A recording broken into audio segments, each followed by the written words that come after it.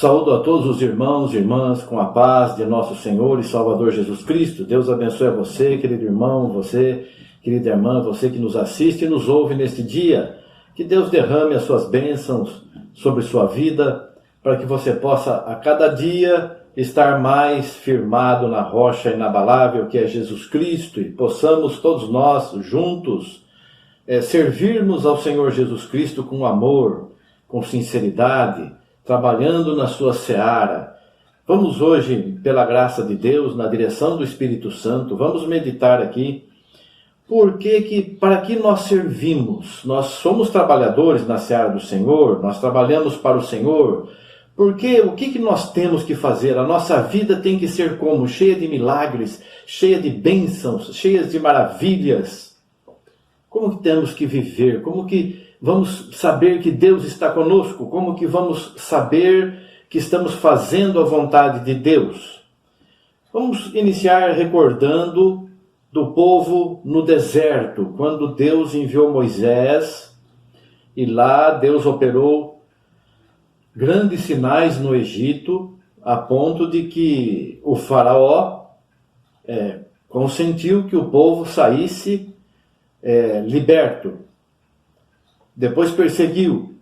Depois, nessa caminhada do povo no deserto, Deus os guiava com uma coluna de fogo durante a noite, quando tinha que caminhar à noite, ou com uma coluna de fumaça, quando tinha que caminhar durante o dia. Deus providenciou alimento para o povo, mais de 1 milhão de pessoas. O número talvez seja bem maior, mas vamos nos limitar aqui a 1 milhão de pessoas se alimentando todos os dias. E Deus mandava um maná celestial todos os dias.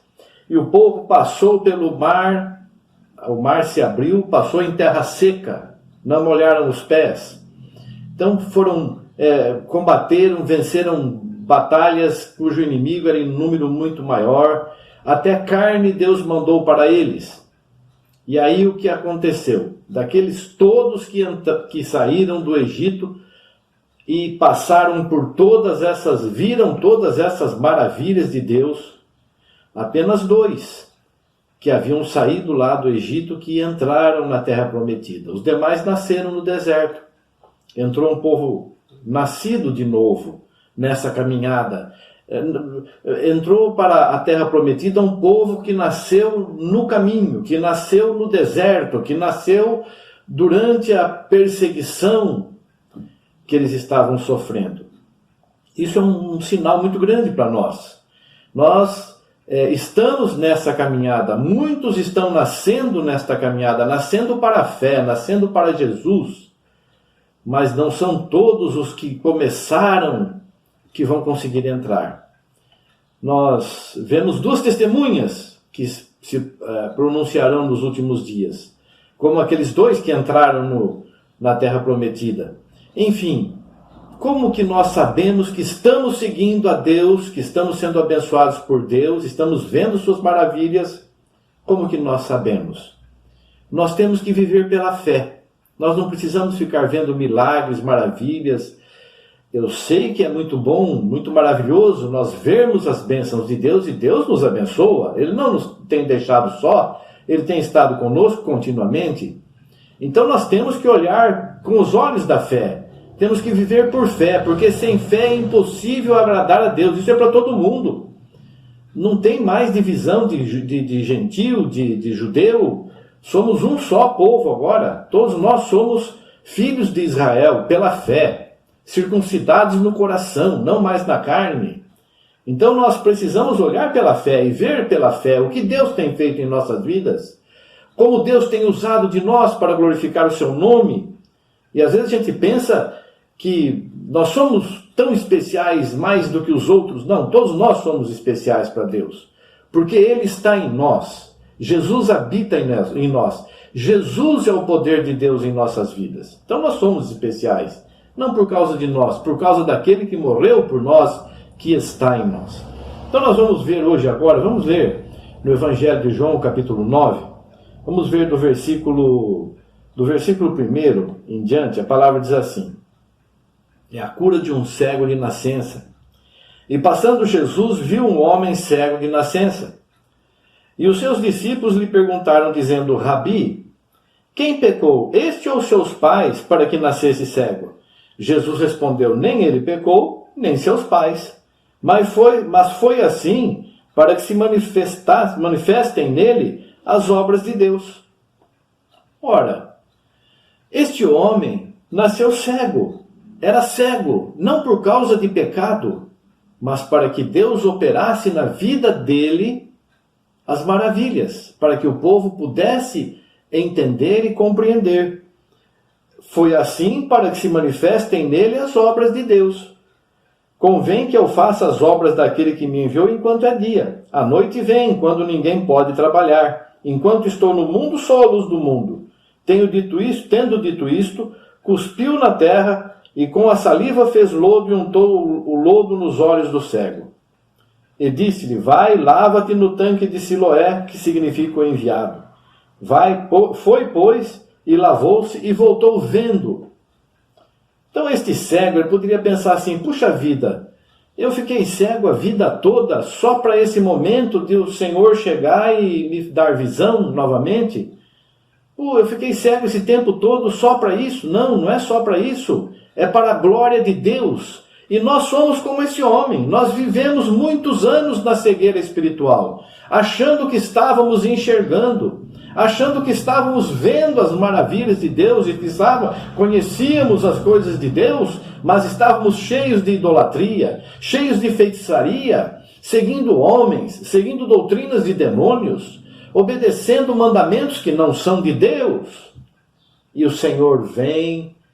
Mas esse é cego. Por que ele é cego? Porque ele pecou, os pais dele pecaram? Não, eles não conheciam nada disso.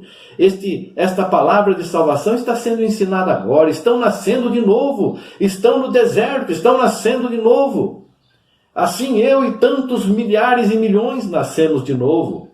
E nós damos graças a Deus porque o Senhor tirou as escamas dos nossos olhos, untou nossos olhos com azeite santo, com a sua palavra, a saliva do Senhor, a palavra do Senhor veio sobre nós, nosso coração, nossa vida, e nós passamos a enxergar, para a glória de Deus, passamos a enxergar espiritualmente. Éramos cegos, estávamos desviados, não havia um justo sequer, mas o Senhor veio e fez essa maravilha.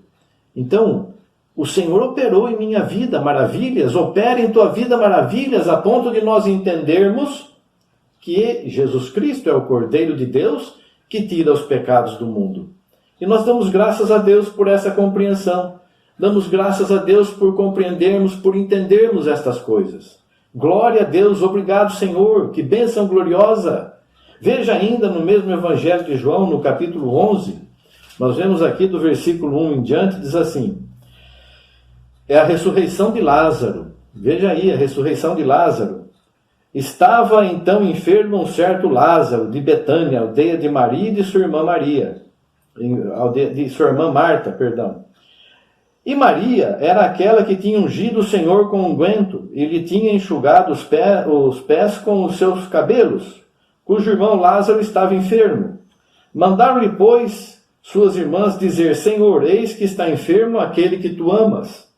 E Jesus, ouvindo isto, disse: esta enfermidade não é para a morte, mas para a glória de Deus, para que o Filho de Deus seja glorificado por ela.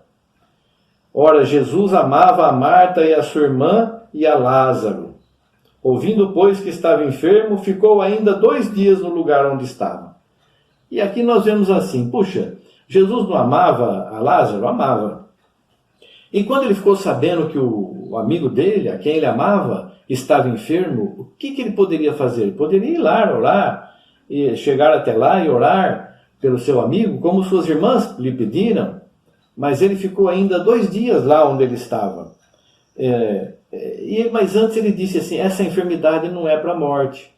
Mas o que nós sabemos? Nós vemos aqui na sequência, eles chegaram até lá, eles falaram: vamos agora lá para onde está Lázaro, vamos outra vez à Judéia. E os discípulos: mas nós fugimos de lá, as pessoas queriam te apedrejar, e nós vamos voltar para lá?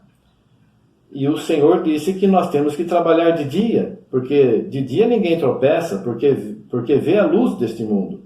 Mas se andar de noite, tropeça. E depois disse, Lázaro, nosso amigo, dorme, mas vou despertá-lo do sono. Lázaro havia morrido, não é? Lázaro havia morrido. E ele falou claramente, né? Então Jesus disse-lhes claramente, Lázaro está morto. E Tomé, uma coisa que pouca gente lembra disso, né? O versículo 16, disse, pois, Tomé, chamado Dídimo, aos condiscípulos, vamos nós também para morrermos com ele. Eles tinham certeza que eles iam lá e iam morrer. Todo mundo lembra de Tomé, não, é São Tomé, isso aí precisa ver para crer, mas olha o que Tomé fez aqui. Disposto a morrer com Jesus, ele está indo lá, ele certamente vai morrer, vai ser apedrejado. Nós fugimos de lá faz 2 dias e estamos aqui, vamos voltar para lá onde quase fomos apedrejados e morremos lá. Ele vai morrer e nós vamos com ele, falou para aqueles a quem ele estava instruindo no Evangelho, nós vamos lá morrer com ele. Então, aqui nós sabemos que o Senhor chegou lá onde Lázaro estava, chorou sobre o túmulo de Lázaro, mandou tirar a pedra e disse, Lázaro, sai para fora. E Lázaro saiu vivo, porque ele já havia dito, já havia anunciado, esta enfermidade não é para a morte, mas é para a glória de Deus. E Lázaro realmente, embora tivesse morrido, ressuscitou, já era de 4 dias, cheirava mal, mas ressuscitou, não era para a morte, era para a glória de Deus, e Deus foi glorificado naquele momento. E o que nós vemos aqui que Tomé fez, vamos lá morrer com ele? Assim também nós temos que ter essa disposição. Vamos fazer como Tomé, vamos morrer com Cristo. Quem segue Cristo está morrendo para esta vida. Mas o que aconteceu? Não havia morte no túmulo, havia vida. Então Tomé e os seus discípulos, e junto com os outros demais discípulos de Jesus, eles viram o quê? Não viram a morte, nem foram apedrejados, mas viram a vida. A vida, ali estava a vida falando com eles, vivendo com eles, assim como está em nós a vida. Este Jesus é o mesmo Jesus na nossa vida, no nosso ser. Então assim, façamos também, vamos com Jesus. Onde ele for, nós vamos, porque certamente será para a glória de Deus. Nós vamos ver ainda mais uma palavra que está aqui em Mateus, no capítulo 27, o versículo 32. Somente o versículo 32. A crucificação de Jesus. Aqui esse subtítulo, ele inicia com o versículo 32, dizendo, e quando saíam, encontraram um homem sirineu, chamado Simão, a quem constrangeram a levar a sua cruz. E chegando ao lugar chamado Gólgota, que se diz lugar da caveira, deram-lhe a beber vinho misturado com fel, mas ele, provando, não quis beber. Enfim, aconteceu o quê? Aconteceu que Jesus foi condenado, foi levado perante Pilatos, e lá o povo pediu, instruído, instigado pelos sacerdotes, como existem muitos hoje, muitos mensageiros, muitos sacerdotes, muitos pastores, muitos bispos, e que mais títulos que tem? Eles estão ensinando para pedir coisas do mundo, porque ali Barrabás representava o mundo, representava a morte espiritual. E Jesus representa a vida eterna, a salvação, a pureza, a santidade. Mas o povo escolheu o mundo, o pecado, viver em pecado, como hoje está acontecendo muito, e a grande apostasia está acontecendo, o grande abandono da fé. Onde está a promessa da sua vinda? E as pessoas querem achar motivos e mais motivos para deixar de servir a Jesus. Querem destruir toda a obra abençoada de Jesus Cristo, toda a obra de salvação que ele fez, mas essas pessoas já estão derrotadas. E nesse caminho, quando Jesus estava no caminho, como nós estamos no caminho, aí ele havia sido açoitado, já estava uma noite toda, já uma parte do dia, sem se alimentar, somente sofrendo chicotadas, sofrendo escárnio, colocando-lhe uma coroa de espinhos na cabeça, estava sofrendo muito, tinha sede, tinha fome, estava enfraquecido, era um homem de dores, experimentado nos trabalhos.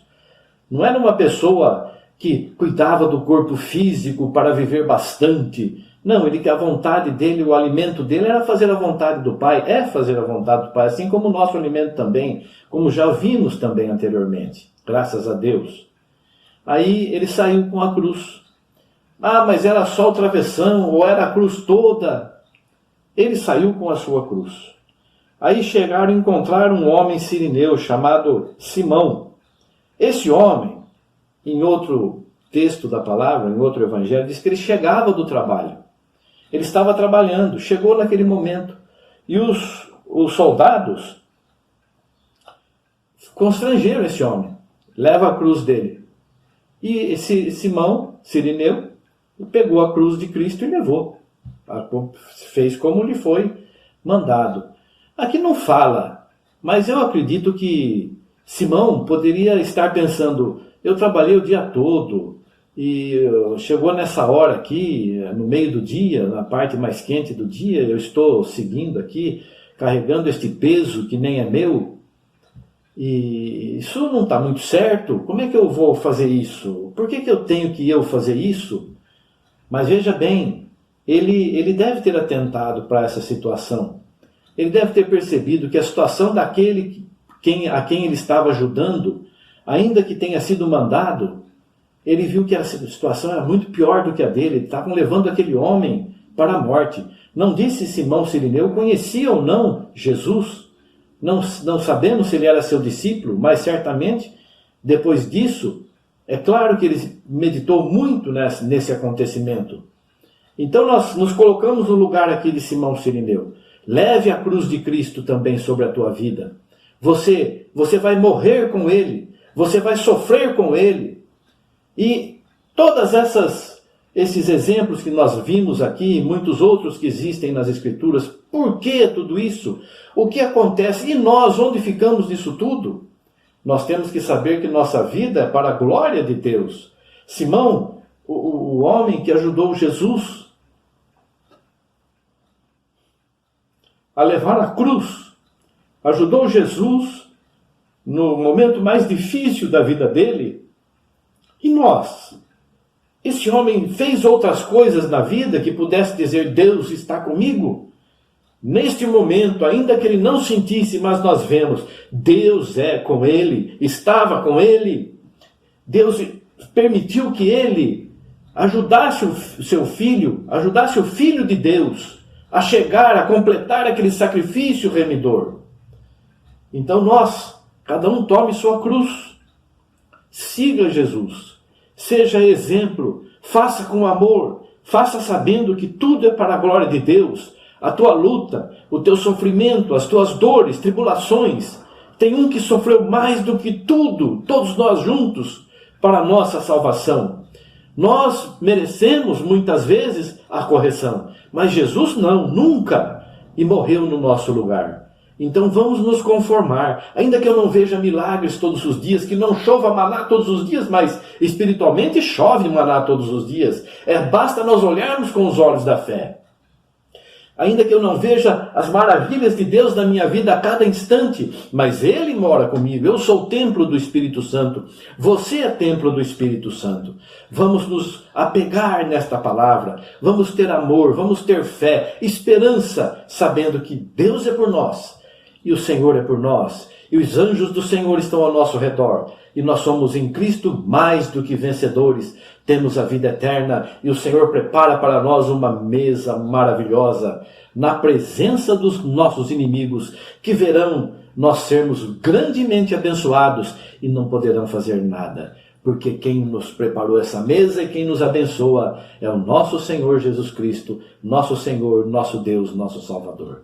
Fiquemos firmados nesta palavra de amor, de esperança e fé, e que sigamos com alegria este caminho que nos está preparado para a glória de Deus em nossa salvação e de muitos outros também. Deus abençoe você, querido irmão, querida irmã, você que nos assiste neste dia. Deus abençoe grandemente, em nome de Jesus Cristo. Amém. Graças a Deus. Glória a Jesus. Obrigado, Senhor. Amém. Amém.